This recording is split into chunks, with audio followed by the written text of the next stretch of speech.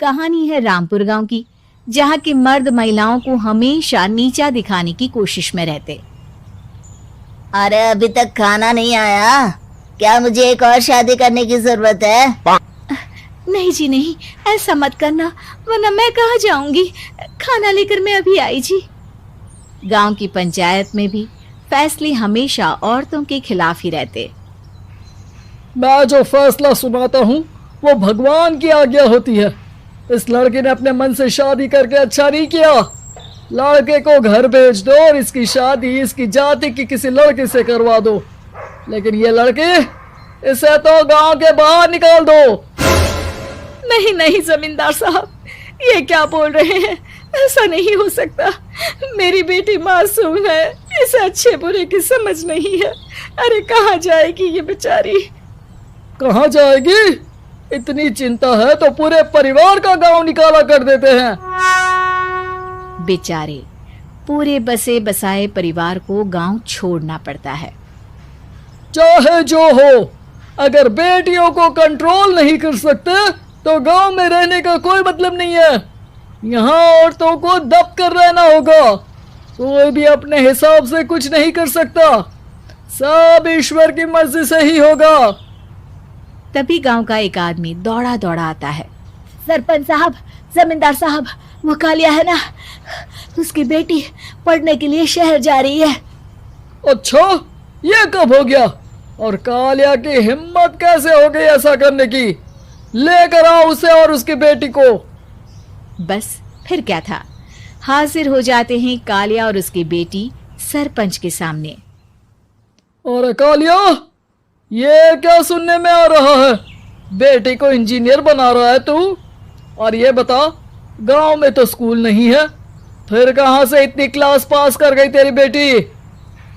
राधा, जो कि कालिया की बेटी है, उसे लगता है कि सरपंच उसकी तारीफ कर रहे हैं। सरपंच जी, मैंने ऑनलाइन पढ़ाई की है, डिस्टेंस लर्निंग से। सभी में मैंने अच्छे नंबर पाए हैं, जिसे देखते हुए शहर की इंजीनियरिंग कॉलेज में मुझे स्कॉलरशिप मिली है। वाह जी वाह, क्या होती है ये? पहले तो ये बताओ, फिर आगे की बात करते हैं। पूरा गांव राधा की बात सुन रहा था और राधा बोलती जा रही थी। तो ऐसे मैं फ्री में एक अच्छी शिक्षा लेकर गांव में जो कुछ परेशानियां हैं, जैसे बिजली, पानी और इंटरनेट जैसी समस्याओं के लिए काम करूंगी। मैं गांव को शहर से जोड़ने के लिए पुल का निर्माण करवाने का प्रस्ताव रखूंगी। मुझे पूरी उम्मीद है कि जल्द ही हमारा गांव भी तरक्की की राह पर चल पड़ेगा। राधा की बात सुनकर सारे गांव वाले ताली बजाने लगते हैं। सरपंच को समझ नहीं आता कि वो क्या करे। चुप रह नादान लड़की, गांव के खिलाफ जाने के लिए तुझे गांव से बेदखल कर दिया जाएगा, वो भी पूरे परिवार के साथ। और हाँ, अगर ठीक से गांव में रहना चाहती है तो ये पढ़ाई लिखाई छोड़ दे। हम तेरे लिए गांव का कोई होनहार लड़का देखेंगे। तभी गांव का एक आदमी बोल पड़ता है। अरे नहीं नहीं सरपंच जी, राधा बिटिया जो बता रही है, अगर वैसा हो जाए तो हम लोगों को पैसा कमाने के लिए बाहर नहीं जाना पड़ेगा। हाँ जी, और ना ही कोसों दूर पानी के लिए भटकना पड़ेगा।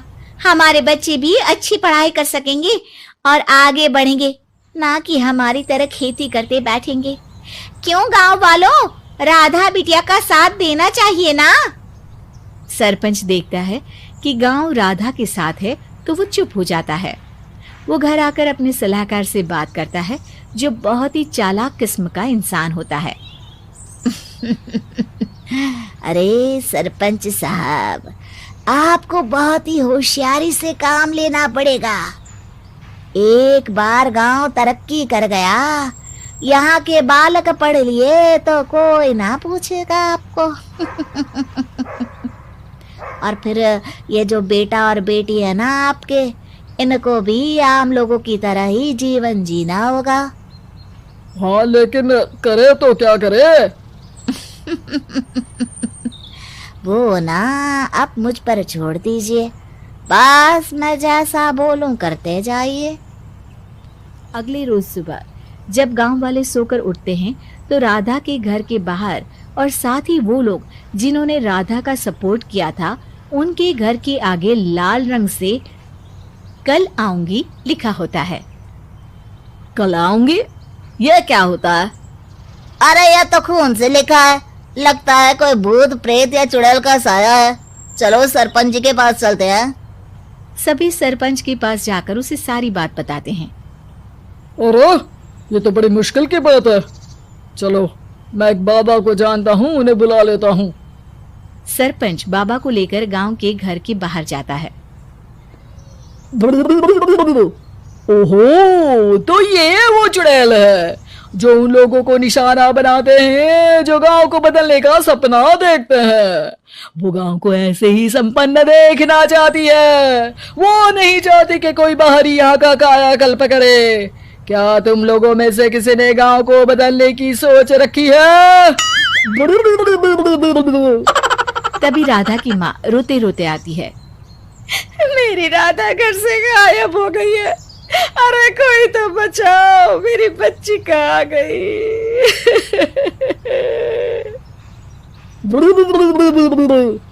ले गई वो चुड़ैल, तेरी बच्ची को ले गई। अब वो उसे श्रापित करके छोड़ेगी, उस पर चुड़ैल का साया हो जाएगा। तभी बुरी सी हालत में राधा भी वहां आ जाती है। उसके बाल चुड़ैल की तरह फैले होते हैं और कपड़ों में खून लगा होता है। सभी राधा को देखकर डर जाते हैं। माँ, पता नहीं मुझे कौन उठा कर ले गया था। अरे दूर दूर हो जा चुड़ैल, अब हम लोग इस गांव में नहीं रुकेंगे। अरे कैसी बातें कर रहे हैं आप? कल तो आप मेरे भरोसे गांव का हुलिया बदलने, अपने बच्चों को पढ़ाने और तरक्की उन्नति की बात कर रहे थे, तो आज क्या हो गया आपको? ये फिर तुम लोगों को बहकाएगी। ये चुड़ैल गांव में आ चुकी है, ऐसे ही ये तुम्हारे घर के बच्चों को भी ले जाएगी। गांव वाले राधा को गांव से बाहर निकाल देते हैं। उसके माँ बाप रोते रहते हैं, लेकिन गांव वाले नहीं मानते। मैं भी अपनी बहन के साथ गांव के बाहर रहूंगा, लेकिन वो पढ़ाई नहीं छोड़ेगी। वहीं सरपंच के घर पर सलाहकार कहता है। देखा, सांप भी मर गया और लाठी भी नहीं टूटी। लेकिन अगले ही दिन सरपंच के घर के बाहर भी वही शब्द लिखे होते हैं। और फिर सरपंच की बीवी कहती है, हमारी बेटी को किसी ने अगवा कर लिया है। तभी राधा का भाई वहां आ जाता है। अरे गांव वालों, मैंने सरपंच जी की बेटी को देखा था। वो चुड़ैल उसे उठाकर ले जा रही थी। अरे क्या मजाक कर रहे हो? नहीं नहीं सरपंच जी, आप नहीं जानते। वो चुड़ैल अब आपकी बेटी में आ जाएगी, जैसे राधा के अंदर आ गई थी। तभी सरपंच की बेटी वैसी ही हालत में वहां आती है जैसे राधा आई थी। पापा, पता नहीं कैसे मैं गायब हो गई थी। चुड़ैल, इसके अंदर भी चुड़ैल का साया है, मारो इसे। अरे नहीं नहीं, इसे भी राधा के पास गांव के बाहर ही भेज दो। अरे चुप रहो, मेरी बेटी कहीं नहीं जाएगी और चुड़ैल वुड़ैल कुछ नहीं होता है। अरे कैसे बात कर रहे हो सरपंच जी? आप तो बोल रहे थे कि आपका फैसला भगवान का ज्ञान होता है, तो अपने पर बात आई तो अब आप ऐसे बोल रहे हैं। अरे ना ना ना, आपको अपनी बेटी को त्यागना ही होगा। अरे बुलाओ बाबा को। राधा का भाई बाबा को ले आता है, जिसे अब गांव वालों के डर के कारण सच बोलना पड़ता है। मैं कोई बाबा नहीं हूँ, मैं तो मोची था। ये सलाहकार महोदय ने मुझे कहा था एक्टिंग करने को। अब वो मुझे पैसे देने वाले हैं। अब मुझे माफ कर दो। गलती हो गई, मुझे माफ कर दो। तभी वहां राधा आ जाती है। देखा सरपंच जी, जब गांव के बच्चे साक्षर होंगे तो आप जैसे लोगों की चालाकी नहीं चलेगी।